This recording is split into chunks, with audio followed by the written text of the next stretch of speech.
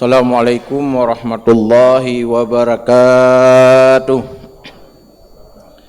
Alhamdulillahi rabbil alamin wal aqibatu lil muttaqin wala udwana illa 'alal zalimin. Wassalatu wassalamu ala sayyidina Muhammad wa ala alihi wa sahbihi ajmain. Wa qala Allah subhanahu wa ta'ala fil Qur'anil Karim, Bismillahirrahmanirrahim. Wa man a'rada an zikri fa inna lahu ma'isyatan dhanka wa nahsyuruhu yaumal qiyamati a'ma. Sadaqallahul azim. Kaum muslimin dan muslimat sedang jamaah zuhur yang dimuliakan Allah, baiklah sambil kita niat i'tikaf di rumah Allah ini, sejenak kita memahami firman Allah dalam surat Taha ayat 124 yang intinya dosa itu dapat mempengaruhi manusia dalam kehidupannya. Apa sajakah yang membuat dosa itu nilai pengaruhnya? Atau bahasa yang lain, wati kalih tapubut dosa apa akibatnya? Ada 23 akibat daripada perbuatan dosa. Mungkin dalam waktu singkat beberapa yang bisa kita bahas. Pertama, mangka surat dzunubul abdi. Jadi apabila seorang hamba telah berbuat dosa, akibat pertama adalah menghalangi kebajikan. Jadi menyodosa kala tapubut nyo kebajikan hali terdengar pada kupingnya. Wati tanaja umlasah dihambat oleh syaitan.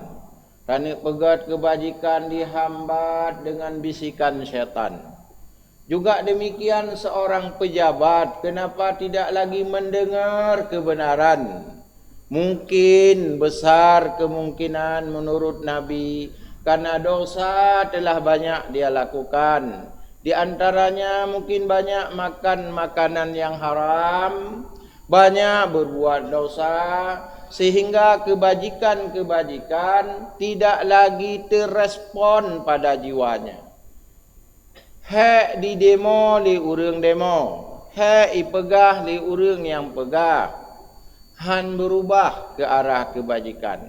Ada apa pada dirinya? Itulah akibat banyak dosa.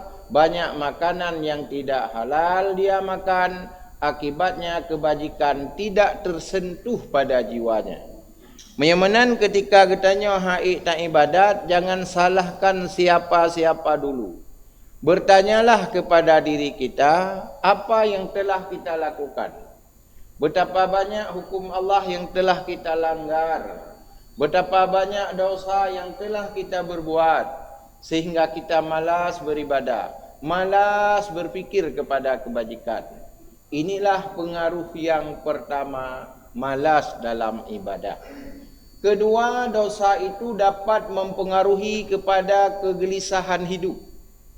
Hana tentram laudip, hana tenang laudip, galau punya bahasa orangnya. Pak yang kedua tergelisah, susah. So yang membuatnya susah, dosa. Jadi semakin le dosa terpubut, gelisahnya semakin muncul. Susahnya semakin le. Yang kejut menyautannya udip tapoh gop hana, mesti tacu atau gop hana, secara gasa lahi. Pakan cit katanya susah. Mungkin na dosa yang dalam tatobat dapat mempengaruhi kehidupan hidupnya gelisah. Berikutnya dosa ini dapat mempengaruhi ketidakkusyukan salat. Jadi orang le pubut dosa salat hang semua. Itu boleh dicoba. Dengar takun maliki yaumiddin katingat utang pajan tabayur. Tingat hilaf bak pintu masjid. Icok Tuhan. Segala masalah waktu dalam salat itu terjadi pelajaran pengingatan. Miaku racah nak kunci gadah pak de dalam temayang. Jadi ni sah anak kunci baru kau. Nyan peng langkihnya demi tamang kabih ramah. Dengan temayang tingat.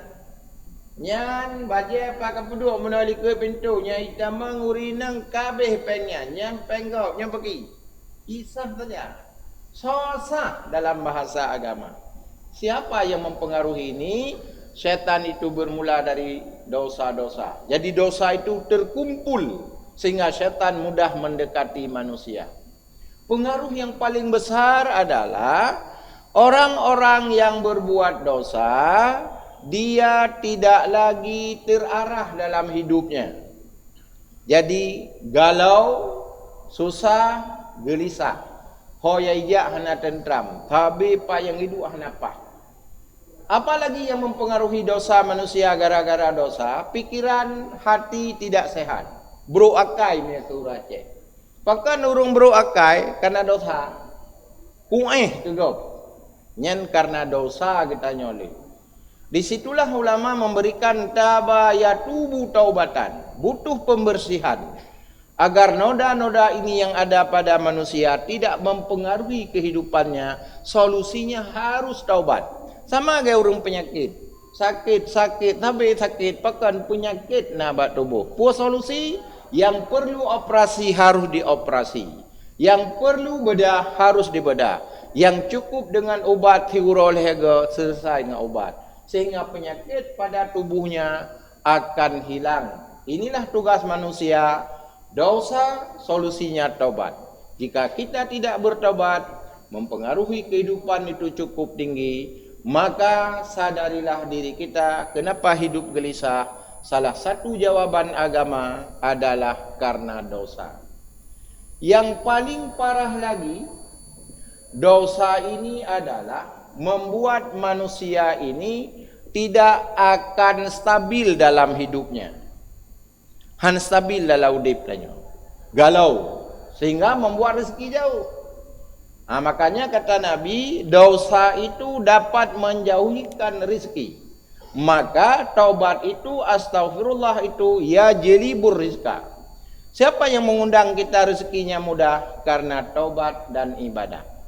Bagaimana bisa menghambat rezeki manusia? Karena dosa. Jadi dosanya menghambat rezeki. Yang kejut hana rezeki kitanya. Rezeki mana yang tidak ada? Rezeki yang halal.